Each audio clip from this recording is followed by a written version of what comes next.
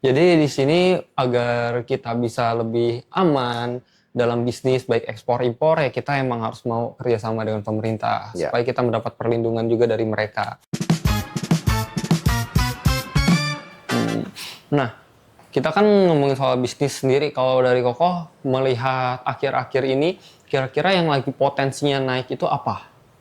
menurut saya Indonesia ini dari sekarang start sampai 5 tahun ke depan potensi yang terbesar adalah sumber daya alam. Sumber daya alam itu bisa peternakan, bisa perkebunan, bisa pertanian, dan itu salah satu kekuatan kita sebenarnya. Kenapa kita harus pikirin produk lain di luar negara jual ke kita terus? Kenapa kita nggak mulai mikirin produk yang kita punya di Indonesia ini kita jual ke mereka? Dengan cara apa kita jual? Kita harus belajar tentunya. Gitu. Yang ya tadi juga kan banyak kita bisa produksi beras sendiri, Ya. tapi kita masih mengimpor karena dari kita sendiri masih kekurangan tenaga buat memproduksi hal ini gitu. Tapi kan banyak anak-anak Gen Z yang gengsi banget buat ngelakuin pekerjaan-pekerjaan seperti ini. Nah, kalau dari sudut pandang Ko Hartono bagaimana gitu supaya kita kan mau juga bersaing gitu. Oke, kalau menurut sudut pandang saya, gengsi itu kan sebenarnya diciptakan dari lingkungan. Coba deh kalian pelajari sekarang model-model kayak yang orang luar, perusahaan-perusahaan besar, Amazon, Facebook, itu bahkan sudah kembali ke petani. Mereka sudah menginvestasikan uang mereka itu untuk bertani, untuk makanan, untuk pangan. Karena mereka sudah tahu gambaran ke depannya itu yang mereka butuhkan sebenarnya bukan benda, tapi makanan. Nah, dari sini aja sebenarnya tren ini kan kita bisa tahu, oh dunia lagi bergerak terus nih. Kita nggak boleh cuman melihat kiri kanan kita doang, tapi kita harus melihat jauh ke depannya. Jadi kalau misalkan kita bicara, oh saya gengsi, saya udah sekolah tinggi-tinggi harus turun ke petani. Salah. Itu menjadi pondasi awal. Jadi mereka harus lebih bertambahlah wawasannya. Gitu. Iya, makanya kan kalau aku perhatiin anak-anak sekarang, Gen Z sekarang gitu kan kayak, aduh nggak mau lah jadi petani sebagainya. Padahal kan tanpa petani ini kita nggak bisa makan gitu. Betul. Dan tanpa petani juga kalian nggak bisa makan. Kalian harus tahu juga gitu. Dan kita kan emang harus mengimbangi ini semua. Siapa yang bertani, siapa yang menciptakan mesin, siapa yang mengatur keuangan dan sebagainya emang harus sama rata gitu ibaratnya. Nah, dari petani Indonesia sendiri, sebenarnya di Indonesia ini untuk ekspor kekuatannya bagaimana kok? Saya coba bicarain tadi dulu ya. Kalau misalkan dibilang Gen Z sekarang ini tidak mau bertani, tidak mau menjadi petani, tidak mau menjadi nelayan, ya sebenarnya yang saya maksud itu nggak harus mereka itu ke sawah untuk macul, nggak harus mereka ke laut untuk nangkap ikan. Tapi dengan kepintaran mereka, dengan wawasan mereka, bagaimana cara mereka mengkolaborasikan diri mereka dengan petani. Ya, misalkan dengan, oh ternyata ada teknologi ini loh buat nangkap ikan lebih cepat. Karena ternyata dengan teknologi ini hasil pertanian mereka itu bisa lebih bagus. Nah itu kan juga sama faedahnya dibanding mereka harus, oh saya gengsi saya harus megang pacul gitu loh. Padahal dengan kemampuan yang mereka miliki mungkin mereka bisa memikirkan teknologi apa yang bisa mengembangkan petani. Dan meringankan pekerjaan mereka. Ya itu kan sama juga. Jadi Betul. ya si anak gengsi ini ternyata oh dia juga menjadi petani, tapi dengan tidak cara bertani. Yes, Gitu. benar, paham. Nah, dari segi kekuatan sendiri untuk para petani-petani Indonesia ini untuk bersaing di dunia ekspor impor bagaimana? Menurut saya Indonesia ini punya lahan tapi tidak punya keinginan. Kenapa? Karena mereka lebih pikir lebih mudah saya impor. Padahal kalau misalkan kita lihat impor dari negara lain, kualitasnya itu belum tentu sebagus yang kita tanam sendiri. Gitu loh. Indonesia ini luas. Negara maritim, kita punya lahan yang cukup, kita punya laut yang bagus. Kenapa tidak kita berdayakan itu? Kalau dibilang kekuatannya, coba deh kalian cek. Indonesia itu sebenarnya lumbung pangan. Semua dunia membutuhkan Indonesia untuk pangan. Makanya banyak pihak-pihak luar itu antara membantu dan menghalangi. Gitu loh. Membantu atau menghalangi Indonesia untuk menjadi lumbung pangan dunia. Nah, kita anak-anak gengsi ini harus lebih kritis tentang ini. Kenapa sih harus lebih kritis? Kalau misalkan ternyata, oh potensi alam kita sangat besar, kenapa kita tidak coba? Gitu. Oke. Kalau dari segi mungkin hewan ternak, dari sudut pandang Koko, apakah Indonesia ini unggul atau belum? Untuk produk tertentu ya kita cukup unggul. Ya misalkan dengan ayam, misalkan dengan sapi, ya walaupun memang sapi kita kekurangan. Sapi kita itu masih ada yang impor, tapi ya cukup, harusnya cukup untuk ini. Jadi kalau misalkan kita sudah bicara produk, kita harus kembali lagi ke essence awalnya. Produk ini mulainya dari mana sih? Otomatis dari bahannya. Bahannya ini harus kita tingkatkan dengan teknologi yang ada saat ini. Kita kan ngomongin soal strategi gimana biar kayak produk-produk kecil nih bisa seperti mereka nih, seperti brand-brand besar yang ada di Indonesia, baik itu ekspor, baik itu impor, karena aku yakin dari beberapa brand besar juga mereka melakukan impor dari mesinnya, baru mereka ekspor lagi keluar. Nah, untuk strategi ekspor impor ini yang baik menurut Koko gimana? Strategi ekspor impor itu kita harus menilai kembali produknya kita seperti apa. Apakah kita bicara ekspor dan impor ini sebenarnya dua hal yang berbeda. Kenapa? Karena kalau misalkan kita bicara impor, berarti kita membawa produk luar untuk dijual di Indonesia. Analisanya terbalik. Berarti kita harus menganalisa market yang di sini membutuhkan barang apa yang di sana. Nah, kalau misalkan kita bicara ekspor, berarti kita sudah punya produk di sini untuk kita jual di sana. Gitu. Jadi strateginya sangat berbeda sebenarnya. Analisanya adalah kalau misalkan kita punya produk tertentu, bagaimana caranya kita bisa jual supaya laku di negara yang kita mau tuju? Ya otomatis nggak bisa sembarangan kita jual. Kita harus lihat juga di sana kebutuhannya seperti apa, strength dari produk kita, dari negara kita ini apa bisa jual ke sana. Gitu. Otomatis kalau misalkan bicara dari selling, ya kurang lebih seperti itu. Tapi kalau misalkan kita bicara dari kualitas itu kan ditentukan dari proses produksi, dari ketahanan barang, dari kualitas barang. Nah, itu bisa dilengkapi salah satunya dengan kita impor, support mesin-mesin dari luar. Nah, ini kita ngomongin soal produk yang sama juga nih, misalnya antara biji kopi dengan bubuk kopi. Kan mereka memiliki fungsi yang berbeda. Dan menurut Koko, sebenarnya dari biji kopi dan bubuk kopi, ini potensinya itu lebih bagus yang mana sih? Oke, kalau misalkan kita bicara kopi, kopi itu adalah salah satu produk unggulan Indonesia yang dibutuhkan di dunia luar. Benar. Berarti kita lagi bahas ekspor nih. Ekspor ini, zaman dulu kita hanya mengekspor itu bahan baku. Gimana sih caranya kita bisa meningkatkan value di barangnya itu? Ya mungkin dari biji kopi, kita bisa mulai penambahan mesin untuk pengolahan menjadi bubuk kopi. Dari situ value added-nya akan bertambah secara ekspor. Kalau misalkan tahap kedua sudah dilakukan, dia bisa lagi analisa untuk tahap ketiga, yaitu menjadi produk jadi dengan brandingnya sendiri. Nah, itu sudah menjadi satu entitas yang baik. Gitu. Jadi, kenapa saya bilang menjadi entitas yang baik? Karena yang namanya kopi dan biji kopi itu semua sangat global. Yang menjadi pembeda adalah merek dan kualitas. Makanya, kalau misalkan dia targetnya untuk ekspor dan nilainya mau dengan harga yang cukup baik, dia harus bisa menjual branding, yaitu entitasnya dia sendiri. Kurang lebih seperti itu. Contoh kayak kopi ABC, ya, Arabica, betul. gitu. Kan sama-sama kopi, tapi kenapa orang pilih ABC? Gitu. Nah, kurang lebih seperti itu. Dan tapi di sini selain karena market ada yang namanya problem dengan harga juga. Apalagi sekarang lagi banyak case perang dan inflasi nih naik ya kan. Dan ini pasti pengaruh banget nih sama ekspor impor. Menurut Koko pengaruhnya besar banget gak sih? Dan apakah ini menjadi hal yang khawatir dan bagaimana sih cara kita buat menghadapi ini? Oke, kalau dibilang pengaruh, otomatis ada pengaruh. Karena kan bahan bakar naik, otomatis biaya pengiriman naik, otomatis mata uang naik, dan semuanya akan naik. Nah, produk-produk yang diimpor saat ini pasti akan mengalami kenaikan harga.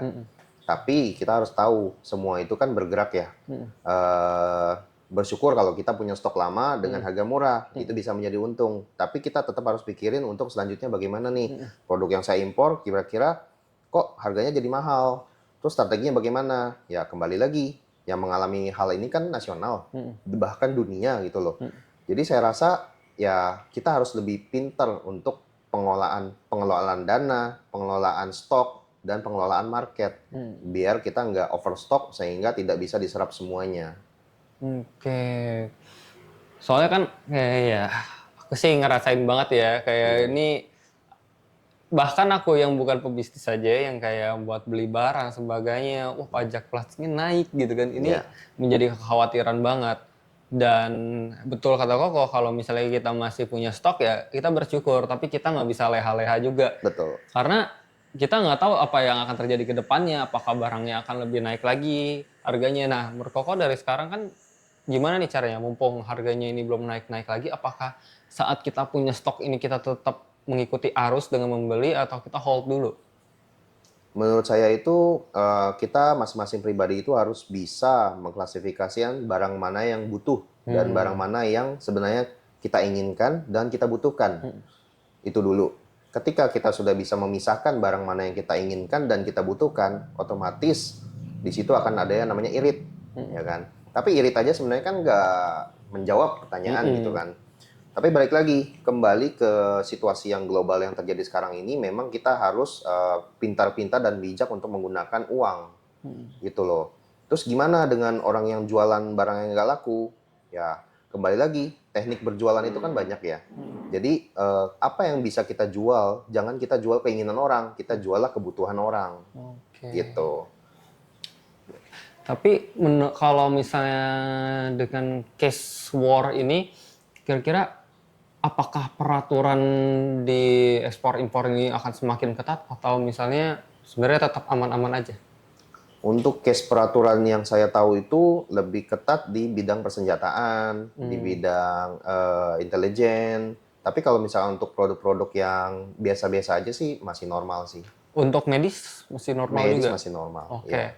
karena dengan perang ini kan sebenarnya aku rasa khawatir juga dengan produk-produk kesehatan, kayak misalnya obat dan sebagainya. Kita pasti ada main impor juga kan dari luar.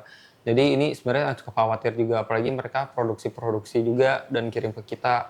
Dan banyak rumah sakit juga pasti menggunakan mesin atau alat-alat dari mereka gitu, dari luar negeri. Dan itu jadi kekhawatiran juga sih bagi aku sebenarnya. Kira-kira apakah ini masih aman? Tapi kalau misalnya kalau masih aman ya it's okay gitu, berarti masih aman. Tapi kalau misalnya itu terjadi, sebenarnya apakah itu pengaruh misalnya kayak misalnya nih, yang tadi aku bilang, misalnya suatu saat si obat-obatan ini tuh naik harganya. Kira-kira apakah nanti di rumah sakit biaya mesin-mesinnya dan biaya-biayanya itu akan pengaruh juga di rumah sakit tersebut atau gimana menurut Koko?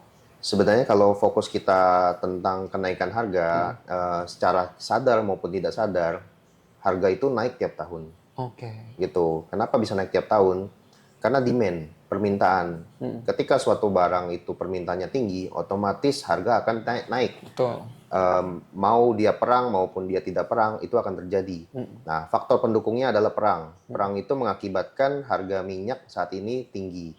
Otomatis juga, ya yang tadinya harusnya 3 tahun lagi baru naik, sekarang jadi besok naik nih, gitu loh.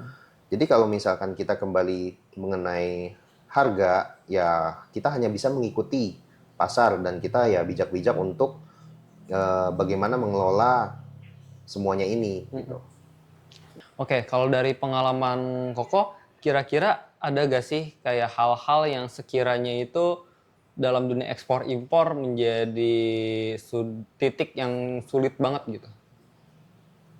Salah satu yang menjadi titik sulit adalah kita paham bahwa dokumen impor, legalitas impor itu sangat penting. Banyak orang kayak, saya kan cuman baru impor, saya nggak perlu mikirin dokumen, saya kerjain, ya udah kirim aja deh, pakai perusahaan yang bisa mengakomodir itu. Tapi resiko yang terjadi adalah ketika dia terlena dengan itu, dia tidak memikirkan legalitas, suatu saat barangnya itu tiba-tiba nggak bisa impor. Dia akan pusing. Nah, saran saya, kalau memang pertama kali kita mencoba impor, boleh saja dengan fasilitas seperti itu. Tapi yang namanya kita ingin bisnis panjang, kita tetap harus memikirkan legalitas dan dokumen yang ditentukan di negara ini. Nah, kalau misalnya ngomongin soal lampu nih, untuk bulan Mei ini, kira-kira apakah lagi merah atau bagaimana tuh kok? Maksudnya gimana? Lampu? Iya, Pengiriman. untuk ya pengiriman. Sebetulnya khusus untuk pengiriman apapun, Yang penting dokumennya lengkap, semua legalitasnya lengkap, mau musim apapun aman sih. Gitu loh. Jadi kenapa kita bisa bicara lagi merah, lagi tidak merah segala macam, karena ya mungkin dokumennya kita tidak lengkap sehingga pada saat kita melakukan impor itu menjadi kendala. Gitu. Nah, tapi kan aku nggak bisa sebut ya negaranya. Mungkin ada, bisa dibilang, kok paham lah, ada satu negara yang tertutup banget, dia kayak nggak mau ada produk luar tuh masuk ke dia. Ya. Dan dia pun kayak nggak mau ngasih produk luarnya ke negara lain. Nah, menurut Koko tuh apa sih pengaruh yang dia dapetin gitu? Atau apakah dia berkata seperti itu hanya untuk menghindari sesuatu atau sebagainya? Karena kan yang seperti kita bilang ekspor impor tuh penting banget gitu. Ya. Jadi setiap negara itu mempunyai wewenangnya sendiri ya. Misalkan saya boleh nih, negara saya ini mengimpor barang-barang yang jadi barang-barang yang siap dijual. Tapi barang-barang yang siap dijual itu pun mereka harus mengkelompokkan dan membatasi. Kenapa harus dibatasi? Karena mungkin saja produk yang diimpor itu sudah ada produksinya di sini. Otomatis kalau misalkan dibuka kerannya sebesar-besarnya itu kan mengganggu produksi yang di lokal sini. Betul. Begitu. Contoh kayak misalnya dia udah punya pabrik besar lah buat sepatu, jadi itu ya buat negara dia aja, tapi ada brand luar sepatu yang pengen masuk, jadi ya dibatasi. Ya, dibatasi. Gitu. Oke, paham. Nah, ini kan bicara batasan ini kan kita bicara soal aturan ya kan. Dan aku sempat dengar-dengar juga kalau misalnya tentang aturan ini kayak HS code, itu misalnya kalau misalnya kodenya salah tuh dendanya bisa gede banget gitu. Nah, ini kira-kira kita biar buat menghindari HS code ini salah itu bagaimana? Ya, untuk HS code, untuk yang istilah-istilah impor maupun ekspor itu kan sebenarnya ada ranah profesionalnya. Ya, kita bisa mempelajarinya sendiri atau kita bisa berkonsultasi dengan expertise-nya. Gitu. Jadi kalau misalkan dibilang HS code-nya berbeda tiap barang, ya itu memang betul. Karena HS code itu adalah pengklasifikasikan produk untuk impor maupun ekspor. Gitu. Jadi kayak spare part atau misalnya dengan makanan, itu kodenya beda-beda. Betul. Aturannya. Nah, untuk ekspor impor sendiri ini kan aturannya cukup ketat juga ya kok ya. Dan apalagi kita sebagai negara Indonesia, kita nih cukup banyak mengimpor barang gitu. Nah, kita kan nggak mau ada barang-barang yang harusnya dilarang buat masuk ke negara kita gitu kan. Tapi kira-kira untuk membuat produk kita ini tetap aman gitu, biar tidak disalahgunakan sama orang, kan kita nggak tahu ya, misalnya ada kejadian apa di laut dan sebagainya apa gitu. Nah, supaya kita mencegah hal yang tidak ingin kita terjadi gitu pas melakukan impor atau ekspor, itu kira-kira bagaimana sih? Ya, jadi tadi kalau misalkan dibahas mengenai larangan dan terbatas, itu biasa kita sebut lantas ya. Kita bahas misalkan mengenai impor. Impor ini apa sih yang harus kita perhatikan mengenai latasnya? Kenapa sih pemerintah menetapkan latas gitu? Terus hal apa yang harus kita perhatikan mengenai shippingnya? Oke, jadi latas ini dibuat pemerintah, salah satu adalah untuk menjaga produksi dalam negeri. Yang kedua adalah untuk membatasi dan melarang produk-produk tertentu untuk masuk dan diedarkan dalam negeri. Nah, jika kita sudah mulai mau berjual atau menjual produk yang ekspor maupun impor, hal ini harus kita pelajari dulu. Tentunya gitu kan. Selain kita mempelajari, kita juga ya bisa lah ngobrol sama teman yang ngerti. Oke, selanjutnya kita bahas mengenai pengiriman. Bagaimana sih pengiriman yang aman? Bagaimana sih pengiriman yang kira-kira efisien harga maupun waktu? Nah, balik lagi. Perusahaan pengiriman itu banyak sekali. Kita bisa mulai dari mereview perusahaan ini. Jika kita menggunakan kontainer dari perusahaan ini bagaimana, jika kita menggunakan udara dari perusahaan ini bagaimana gitu. Jadi pasar yang harus kita perhatikan itu bukan mengenai jual beli lagi, tapi bagaimana proses untuk impor maupun ekspor, seperti itu. Nah, terus kan terkait ekspor impor gitu kan, kita bisa membicarakan dua jalur, baik udara, baik laut. Cuman kan di sini banyak case yang kayak di laut itu mereka khawatir entah karena kapalnya kena ombak, kontainernya hilang dan sebagainya. Itu kan menjadi kekhawatiran sendiri. Sebenarnya menurut Koko seberapa aman sih laut atau lebih aman udara? Kalau dibicarakan tentang aman, sebenarnya laut sama udara sama-sama punya resiko yang sama.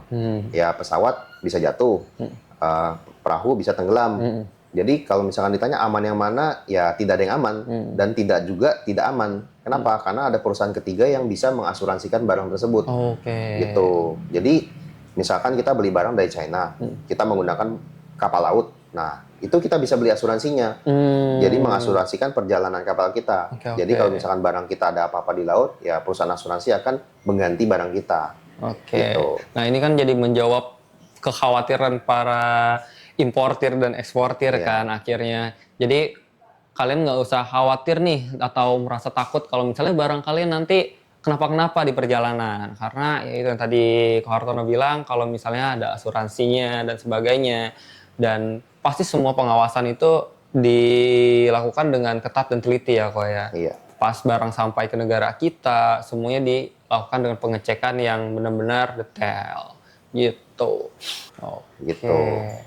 Oke guys, jadi kalian bisa dapat banget nih kan pelajaran-pelajaran menarik tentang ekspor impor dari Atrans ya kan, dengan pengalamannya Ko Hartono dan pengetahuannya kalian bisa mulai paham gimana sih bisnis ekspor impor dan apa sih potensi yang benar-benar bagus banget buat ekspor impor gitu, kira-kira aturannya bagaimana dan kira-kira yang aman itu seperti apa. Dan tadi Ko Hartono juga udah menjelaskan beberapa saran buat kalian ya kan. Jadi kalau misalnya kalian mau impor barang, kalian bisa hubungi tim Atrans, ya kan? Dan stay tune terus di podcast kita selanjutnya. Thank you. Bye-bye.